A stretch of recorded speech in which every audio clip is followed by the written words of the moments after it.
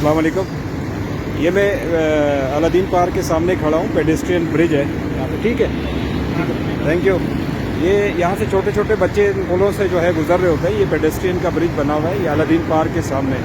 और यहाँ पे ये जो इसमें बैरियर कोई नहीं है। ये जो लगी हुई है, एक बैरियर ऊपर लगा हुआ है जो तकरीबन 4 फीट की हाइट के ऊपर है। तो ये ज़रा सा कोई बच्चा अगर इस साइड पे आता है तो ये बहुत आसानी से जो है ये यहाँ से नीचे गिर सकते हैं।